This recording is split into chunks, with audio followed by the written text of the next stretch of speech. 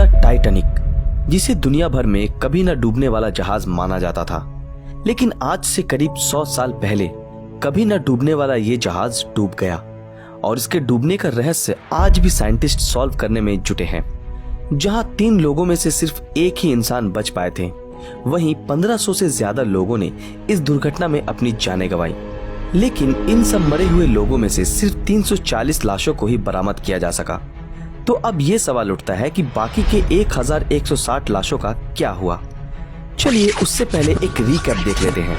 अप्रैल 14, 1912 को जब RMS Titanic एक आइसबर्ग से टकराने की वजह से पानी में समाने लगा, जिस वजह से 1000 से ज्यादा लोग नॉर्थ अटलांटिक ओशियन के बर्फीले पानी में डूबकर मारे गए, जिसका तापमान -2 डिग्री सेल्सियस बताया जाता है।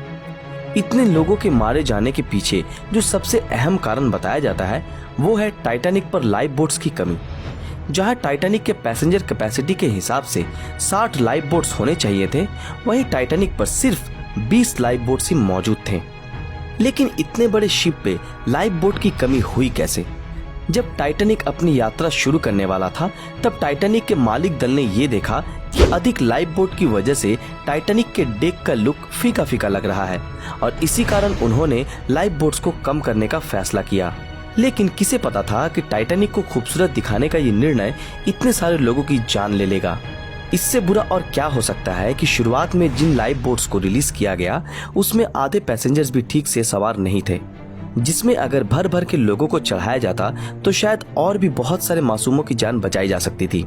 इसके बावजूद भी उन डूब रहे यात्रियों को उस बर्फीले पानी में डूबने से बचाया जा सकता था अगर टाइटैनिक के पास से गुजर रहे दूसरे शिप्स ने टाइटैनिक से भेजे गए सिग्नल्स को देख पाते।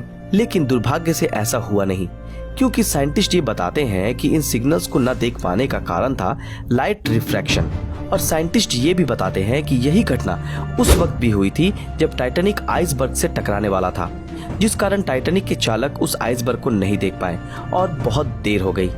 बहुत लोगों का ये कहना है कि आइसबर्ग को नहीं देख पाने का मुख्य कारण था कि टाइटैनिक के चालक के पास दूरबीन नहीं थी, और इसके पीछे का कारण ये बताया जाता है कि जिस कबर्ड में सारे दूरबीन रखे थे, उस वक्त टाइटैनिक पे ड्यूटी कर रहे ऑन ड्यूटी सेकंड ऑफिसर के पास उन कबर्ड्स की चाबियां नहीं थी, क्योंकि उनसे पहले जो सेकंड ऑफिसर टाइटैनिक पर ड्यूटी कर रहे थे, जिनका नाम था डेविड ब्लेयर, वो दूसरे ऑफिसर को चाबी हैंडओवर करना ही भूल गए थे।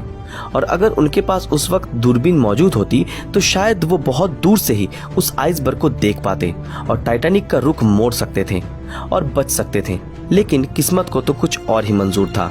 खैर, जो भी हो, टाइटैनिक की दुर्घटना के पीछे बहुत सारे अनहोनी का हाथ था, जिस वजह से टाइटैनिक का ये हाल हुआ। और सच्चाई ये है कि टाइटैनिक के साथ 1000 से भी ज्यादा लोगों ने अपनी जानें गंवाई और जिनकी लाशों को निकालना भी मुमकिन नहीं हो पाया।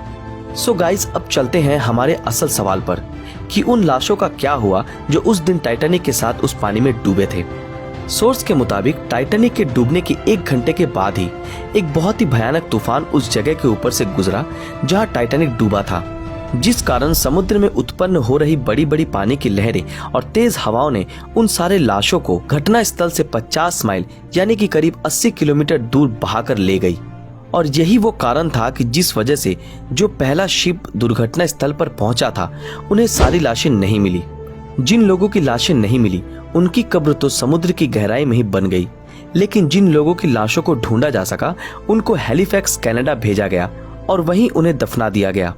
हमें अभी भी एग्जैक्ट लोकेशन का पता नहीं चल पाया है, लेकिन साइंटिस्ट अभी भी ये उम्मीद लगा रहे हैं कि वो उन लाशों को ढूंढने में कामयाब होंगे, जो हर वक्त टाइटैनिक को लेकर स्टडी कर रहे हैं और जो इसके पीछे की मिस्ट्री को सॉल्व करने में सालों से जुटे हैं।